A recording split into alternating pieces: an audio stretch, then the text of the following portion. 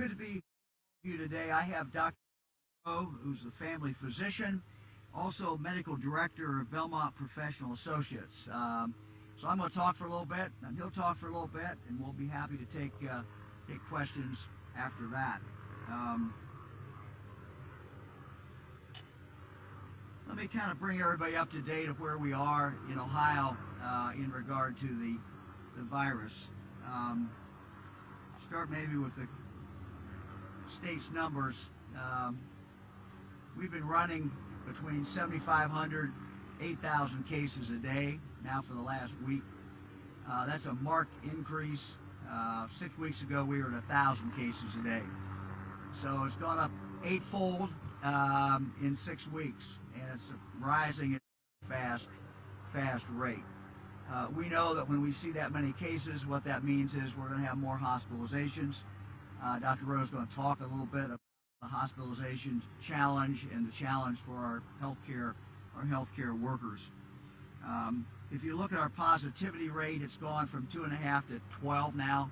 That is a huge change again in a 6-week period of time. Hospitalizations, number of people in our hospitals. 1 month ago, we had 1,000 people in our hospitals in Ohio. A week ago, we had 2,000. Today, we have 3,000. So you can see it's going up at a very fast and very alarming rate.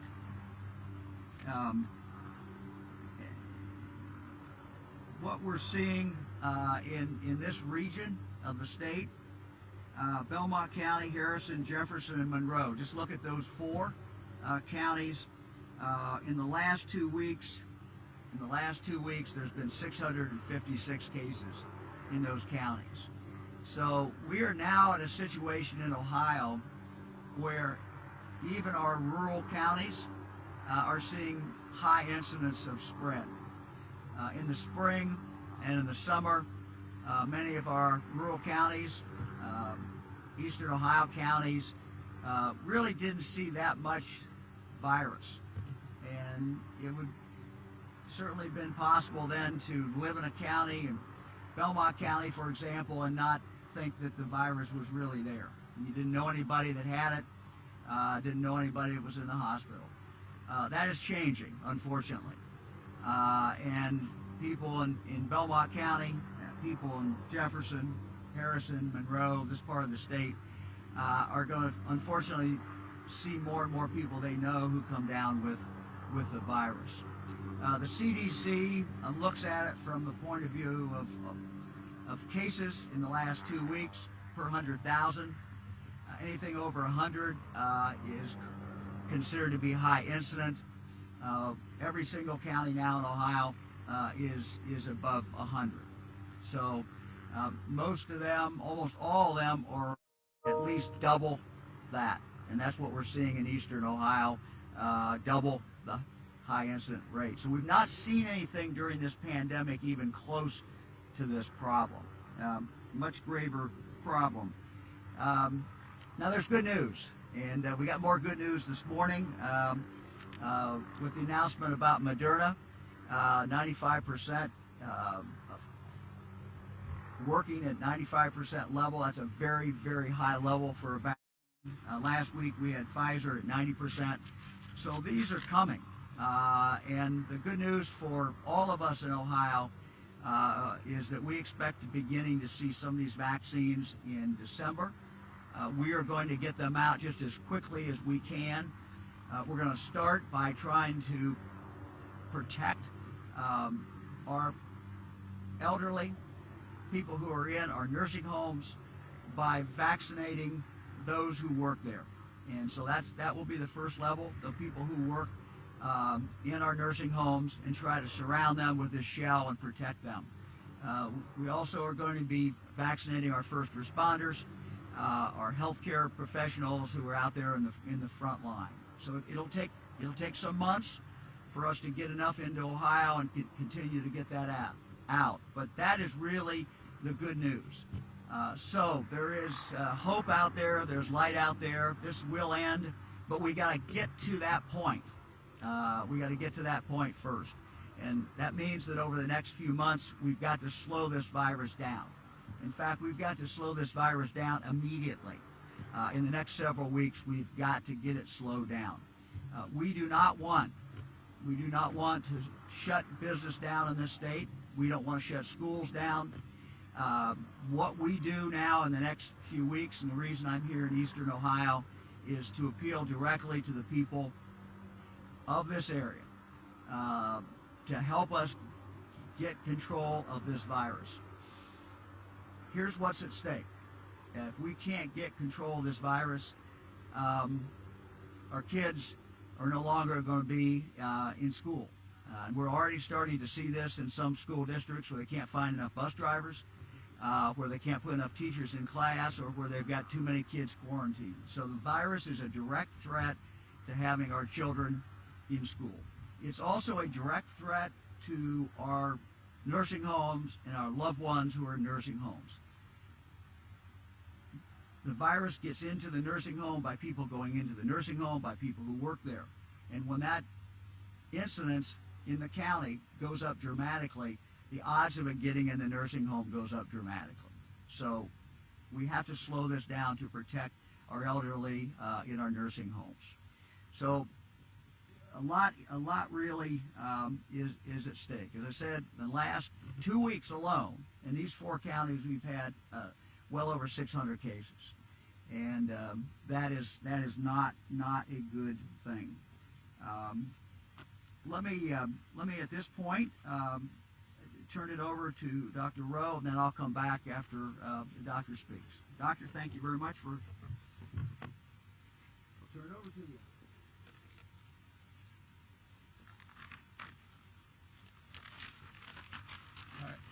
All right. Thank you all for coming. Thank you, Governor DeWine, for having me out here to speak with you all today.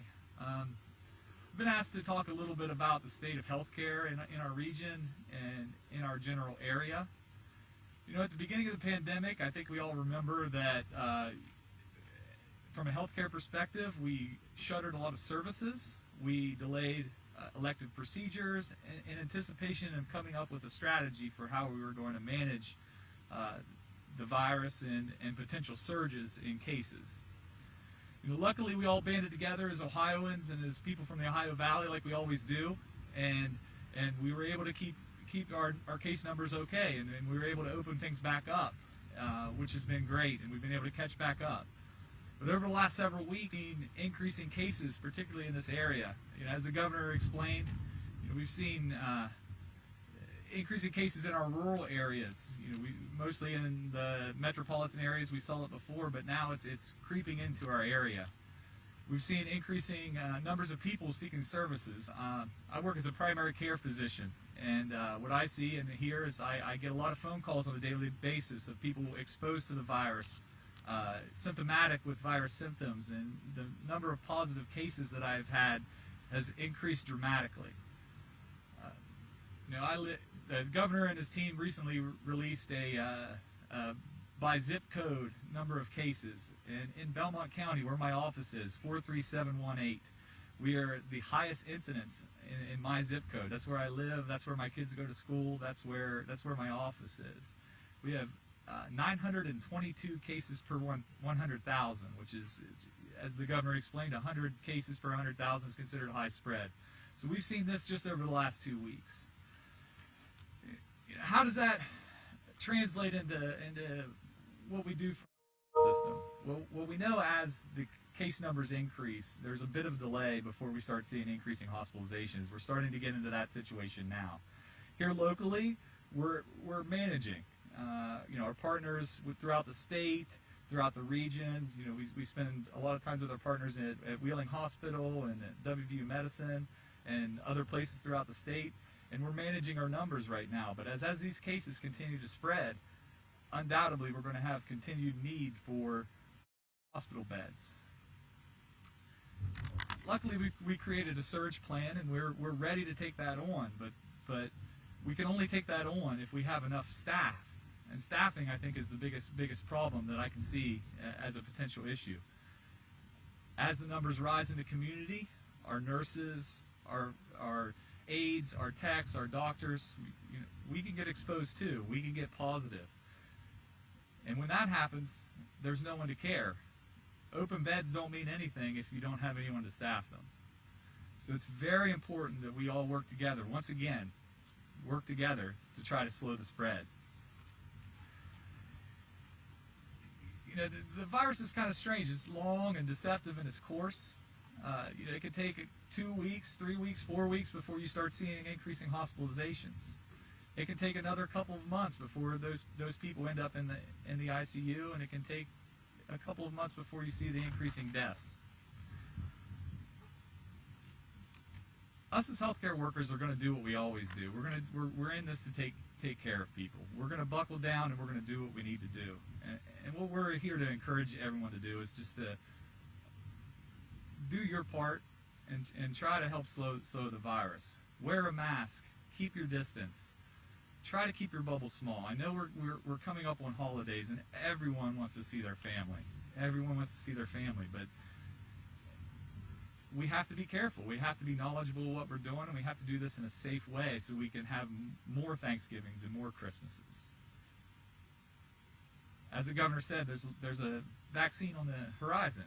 We're really excited about that, but we're still several weeks to several months away from being able to distribute these things widely. So until then, we're just asking everyone to do what we do. And again, in the Ohio Valley, we know how to help each other. We know how to work together. We want to continue to do that. So again, I thank everyone for their time, and I hope everyone stays safe and stays healthy. Thank you. Any questions for the doctor? While he's up there.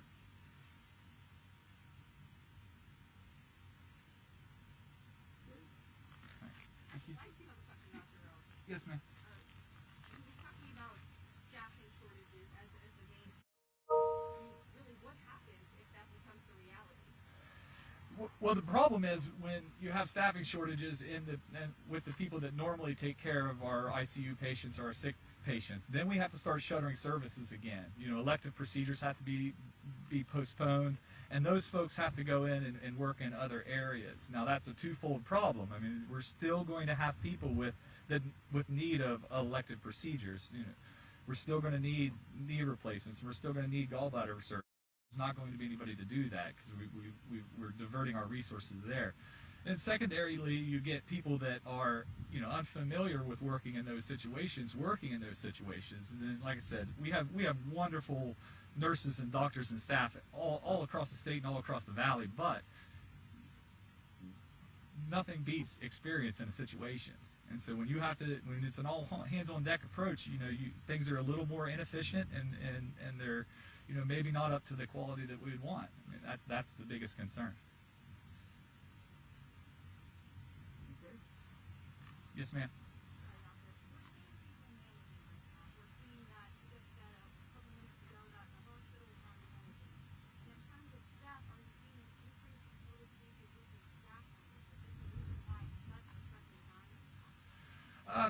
Right now, particularly within my hospital, we're doing okay from a staff perspective. But it doesn't take long for that to switch, and it mostly has to do with community spread because luckily through varying different avenues and working with the governor's office and varying different organizations, we've been able to keep our personal protective equipment up where it needs to be, which is good. But as the community spread increases, people, nurses and doctors and the people who clean the rooms and all those people have lives outside of the hospital, and when they get infected, then that's how that happens. So it really comes down to community spread.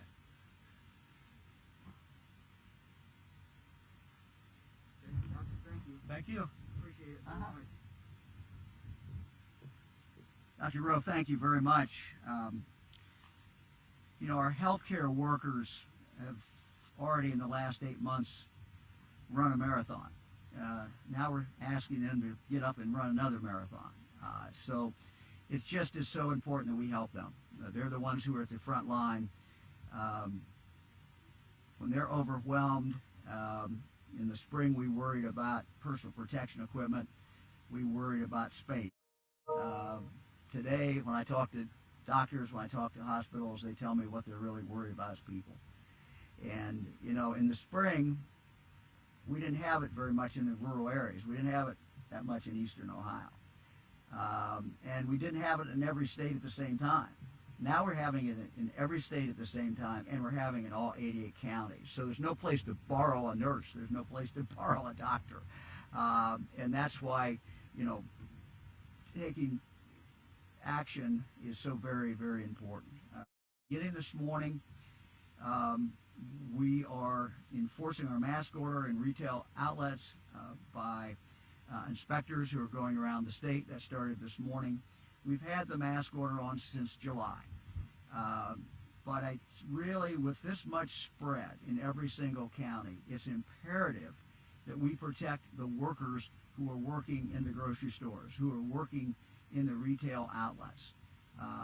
You know, let's take a 65-year-old checkout person, man, woman, who's diabetic and has to work.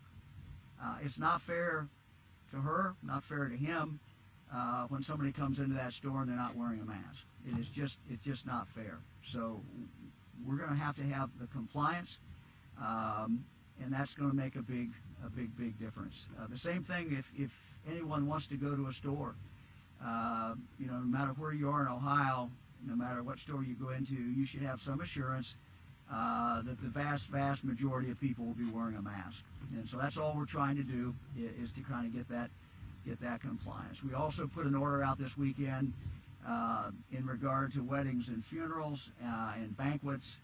Again, not prohibiting them in any way. The ceremonies have not been the problem. The problem has been what happens afterwards and people not wearing masks. So we just have to say people need to wear masks, because we've had some real tragedies occur with people, family members who die because of families getting together at a wedding, and we've had huge cases of spread. So these are a couple things that we need to focus on. And, you know, again, our goal, we do not want to shut this economy down. We don't want to shut businesses, because when we do that, other bad things happen. People are unemployed, all the economic consequences, but we also see mental health problems go up. Just not what we want. We want to keep our kids in school. We want to keep our businesses open. But to do it, we got to wear a mask. We got to pull back. So we're talking not about shutting down. I want to make that very, very clear. We're not talking about shutting down. We're talking about slowing down. And by slowing down, you know, reduce the number of interactions that you have with people outside of your own household. That really is the key. So we can do most of the things we've always done. We just need to be careful. And, you know, we're asking people for the next few weeks. This is the crucial time. What happens the next 3 weeks is really going to determine whether we can turn this thing around or not. And if we can't, our in-class schools are in jeopardy. The elderly in our nursing homes are in jeopardy, and our hospitals and our health workers are in jeopardy. So I'm happy to answer any questions. Governor DeWine, can you tell us how many inspectors you have that are going out to enforce compliance with masks? Yeah, I don't know how many are going out today. That number is going to increase as the week goes on, because there's some additional training going on. These are all people who are experienced in workers' compensation, making sure that businesses are safe. This is certainly consistent with that, but it is a little different. So we should be able to have those numbers for you tomorrow. And what is the process? Do they arrive unannounced? Yeah, they just go unannounced. They'll be in any retail establishment, and really they, you know, just observe what's going on. And you know, the first time they're there, you know, it'll be a conversation with the manager. Hey, you're doing a great job, or hey, you know, we kind of step up this. And then the second time they'll, you know, get a little more serious. But look, when they go into a place, if they see 20% compliance with the mask, that's a problem. But if the vast majority of people are wearing a mask in a store, that's fine. We're trying to get these up into the high 90s if we can, because we know that that's what's needed. We also know there are people out there for different reasons, medical reasons, that, can't wear one, shouldn't wear one. We're asking stores to provide curb service if they can do that, and many stores already are certainly are willing to do that. We're just trying to get people to work these things out and keep everybody safe. Who else? Anybody else? What do mask mandates going on? And a lot of pressure is on the retailers themselves to kind of enforce this. Now, when police step in, should they call 911 or is that bogging down the police department? No, they should not call 911. And look, we're not looking for direct confrontation. If you look at the order itself, we say very clearly that the retail clerk, the person, is not to put themselves in any harm's way, not to have a confrontation. What we hope is that, the goodwill of people, when they go into a store, they don't want to give that store any kind of problem, and the vast majority of people, even if they've resisted wearing a mask before, will put a mask on to go into that store to help protect that people in the store. And so we think this is going to work. We've already started to see in some locations the mask wearing going up, and that's really what we want to see. So, we tell clerks to be careful and people who run stores to be careful. Don't have a confrontation with anybody. There may be some people who, want to test it. Don't do that. Let them come in. But I think putting the sign up, setting the standard, hey, this is what we really expect, that's what we want retail to do. But we don't want to put them in a bad position either.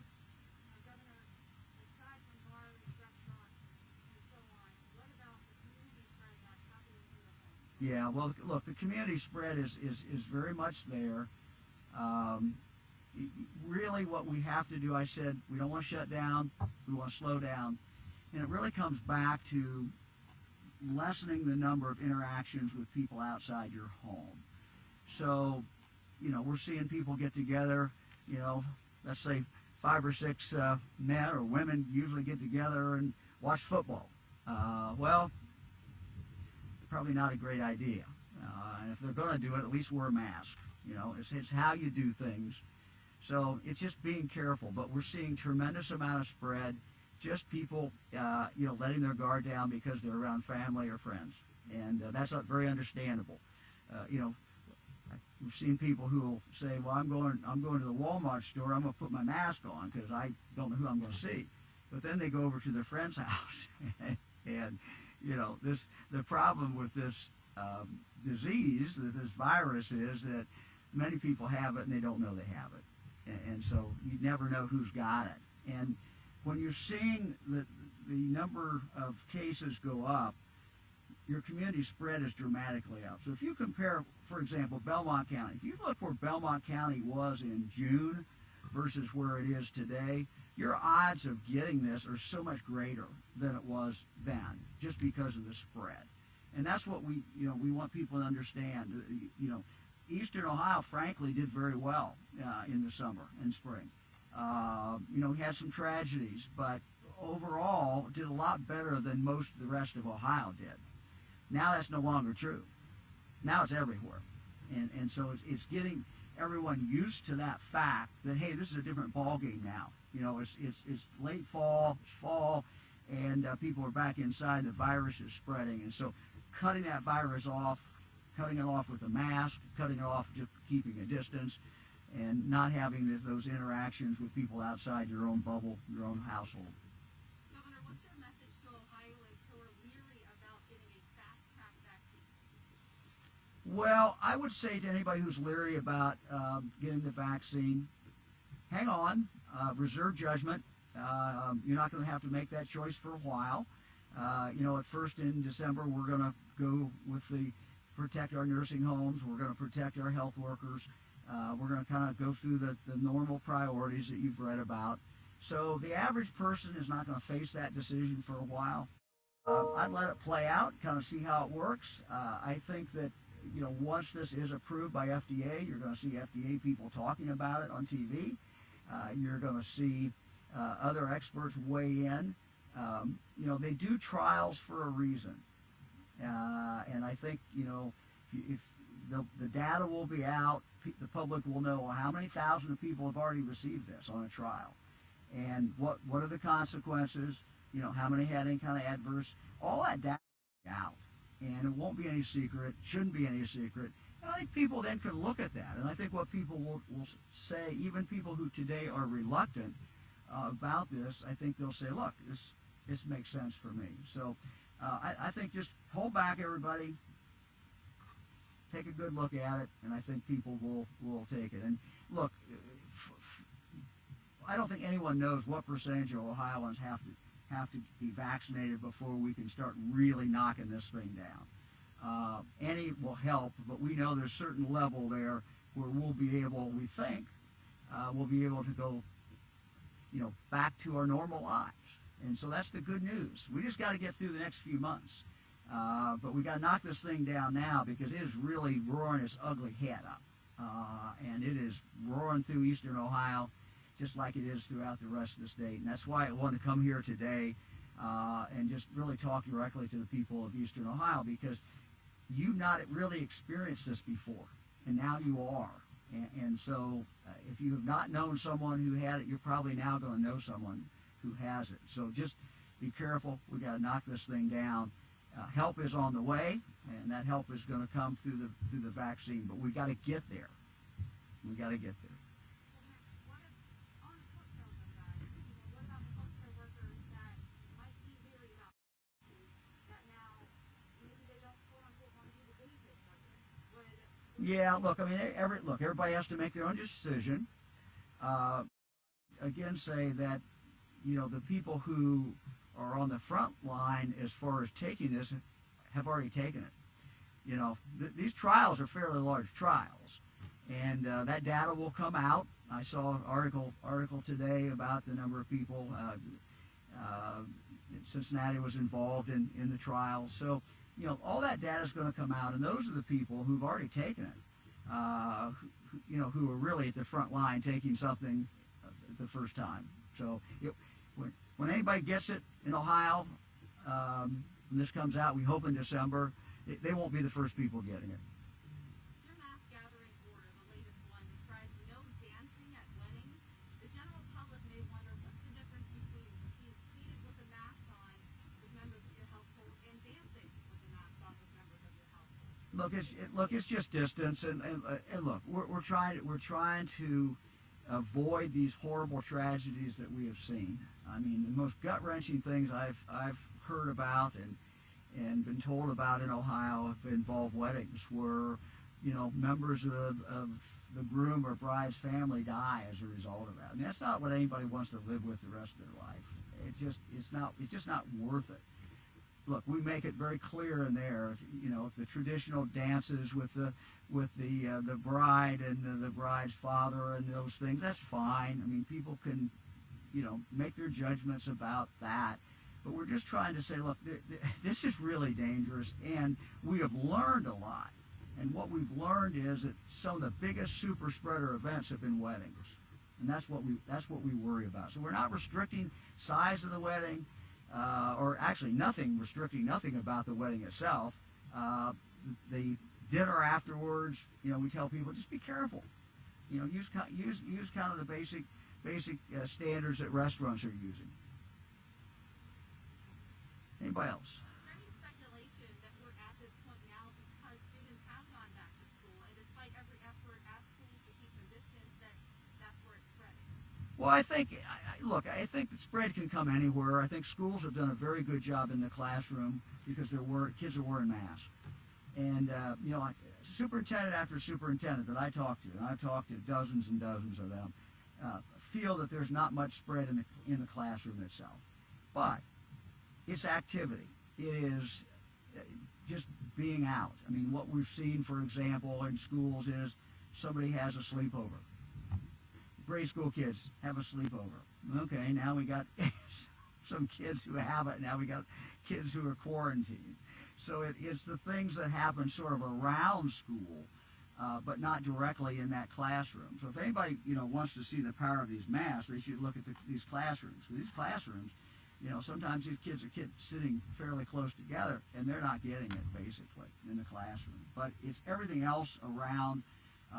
You know, in sports, certainly it can occur in sports, but a lot of times what we're seeing is it's occurring where kids in the wrestling team or kids in this team or volleyball team or something get together at night or something, you know. So it's school related, but it's not directly in school. And so for all of us, adults and kids, we just got to pull back. I mean, we just got to pull back some. We're not doing a shutdown.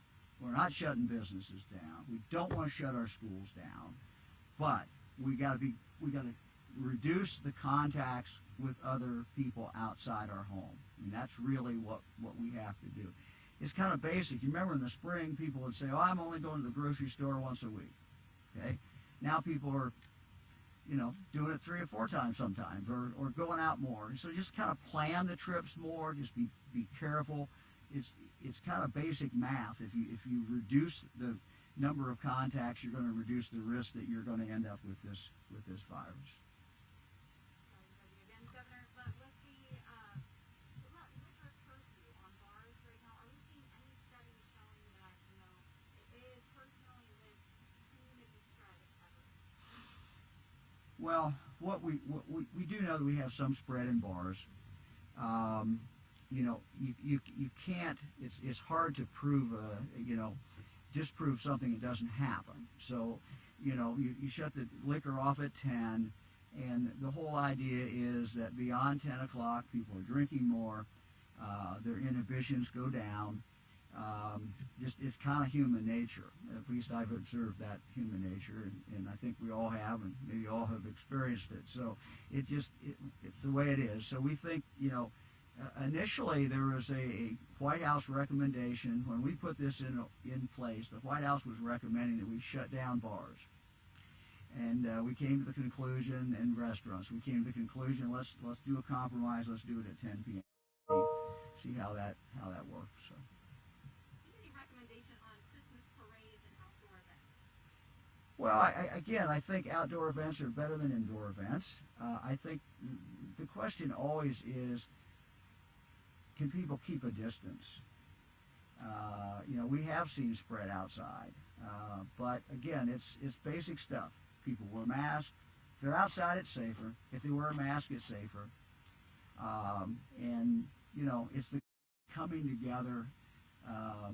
So I think things like that, if they can be avoided, that certainly is probably a wise thing to avoid that. I mean, we've tried to avoid carnivals, festivals during the summer, even though they're outside.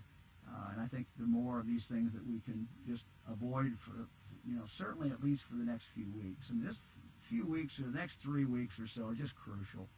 They really are. I mean, what people do at Thanksgiving is going to be very important. And, you know, we're not telling people what to do at Thanksgiving, but if you've got people outside your own household, it's real challenging. But I know some people have thought about, well, we'll cook the turkey outside, we'll deep fry a turkey, you know, deep fry a turkey, and maybe do that outside and, you know, stand around and eat. And there's different ways of doing it, but, you know, again, wearing a mask is important. And just to clarify, are you recommending avoiding Christmas parades? Well, I think I would depend on what the parade looked like, how the parade is done, how many people you've got. I mean, you know, people are able to make these judgments just as well as I can, certainly, and it's you know, it's based upon what we now know, that outside's better, masks do work, but again, when you put a bunch of people together, if they're in a small area, then, you know, you potentially have spread. It's like going on a bike path this time of year, you know. Would you wear a mask? Well, I don't know if you might have one in your pocket if you see Charlie here who you want to talk to, but, you know, normally walking on a bike path, staying a distance, or running on a bike path, you don't have a mask on. I think it just comes down to a lot of it to common sense, how to do it. Okay? All right. Thanks, everybody. Thank you.